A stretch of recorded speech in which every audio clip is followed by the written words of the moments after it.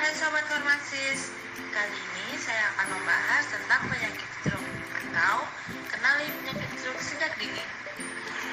Apa sih penyakit stroke itu? Jadi, stroke adalah kondisi yang terjadi ketika pasokan darah ke otak berganggu atau berkurang akibat penyumbatan atau pecahnya pembuluh darah.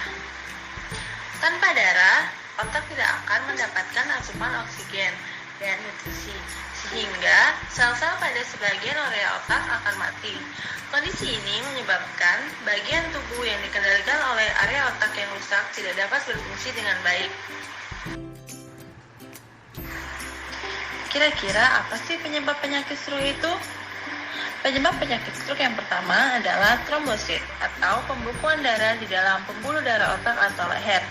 Yang kedua adalah embolis cerebral atau pembekuan darah atau material lain yang dibawa ke otak dari bagian tubuh yang lain. Yang ketiga adalah iskemia atau penurunan aliran darah ke area otak. Nah, setelah mengetahui penyebabnya, kita juga harus tahu tanda dan gejalanya. Gejala yang sering muncul biasanya mati rasa pada wajah, lengan, atau kaki, terutama hanya pada satu bagian saja. Yang kedua, kesulitan berbicara atau memahami pembicaraan.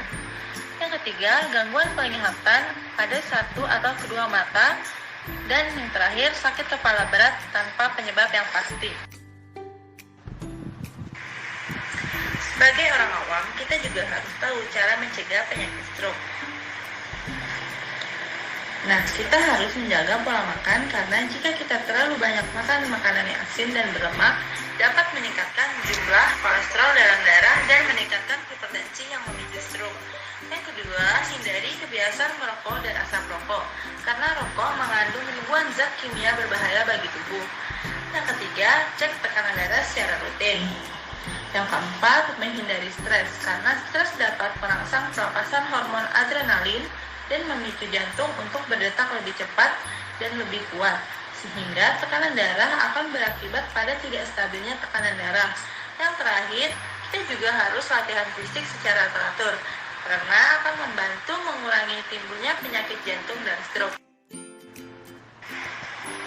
Ingat stroke, segera terapi dan rehabilitas otak, kendalikan faktor risiko dan emosi. Sekian video penjelasan mengenai penyakit stroke. Semoga bermanfaat. Dadah!